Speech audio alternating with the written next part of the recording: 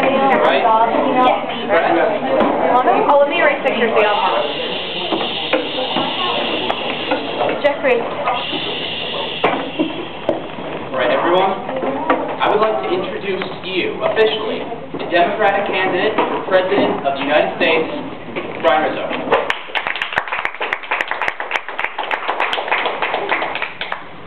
Ladies and gentlemen, tonight it is my distinct honor to announce my candidacy for the President of the United States of America.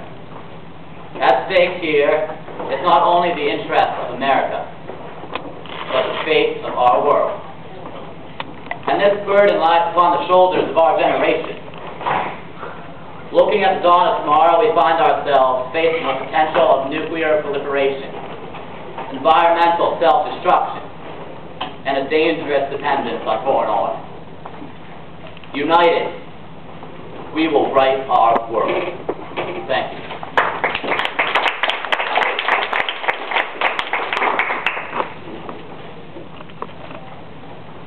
Senator, will you be taking questions? Yeah, I'll take a couple minutes of questions. In the document that I'm Quinn Walker, Washington Post. In the document that your press secretary passed out to us, you said that you would oppose condoms in public schools, but you were pro-choice. Can you explain your decision there? That's the wrong press release. I support condoms in public schools. Okay. Any other questions? You told me yesterday that you were moderate on fiscal policy. That's right. So what do you think about free trade? Free trade? Mm-hmm. Well, I'm moderate on fiscal policy. America became a superpower because of its ability to manufacture within the United States. And sending jobs overseas is the most dangerous thing America can do.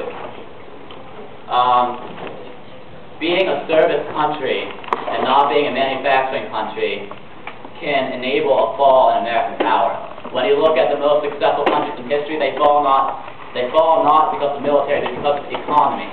And we will not fall because of the economy, because we will bring jobs back overseas, and that's what I meant when I said I am moderately, I'm fiscally moderate. Any other questions? Yes, please. Sarah Kester, Washington Post, or Fox News. You brought up nuclear proliferation as one of your main issues. Right. What are your concerns about that? My concerns about nuclear proliferation. It's one of my most fearful things is that 100 years from now, people look back at our generation and think that we were the cause of a fall in American power and a fall in the state of the world. And nuclear proliferation is what can bring down the world more than anything else. I don't believe when people say everybody would be better if everybody had a nuke. That's wrong. I believe that we need to get down to a lower number of nukes, and America needs to be the first country to start doing that, because until America does it, nobody else will. Any other questions? Yeah, Hannah. Okay, so the senator for the Republican side, on how he feels about certain issues, he said next to the Kyoto Protocol, he said, who cares anymore? So, yeah. So, you know about the Kyoto Protocol, it just asked, the United States refused to sign it because it was going to require the United States to go back to producing, I think, their 1990 level of emissions, like, into the environment, but China and India didn't have to sign because their economies, like, weren't developed enough. So, do you think the United States should have signed the Kyoto Protocols, or do you think that it doesn't matter? The United States is the most powerful country in the world, and therefore we're the country that needs to take on the most responsibility. When I said the state of the world is at hand, I meant that environmentally. And until America starts taking action, nobody else will, because people look at America. And we need to sign those accords because we need to force ourselves to a point at which we will not be reliant on foreign oil, to a point at which we will find alternative energy sources, to a point at which we will find clean energy sources, so that we are not the cause in a destruction of our own planet. So when he says, who cares, I say, I care. And I say, America cares. And if he doesn't care, he should not be the President of the United States. Any other questions? Yes, back.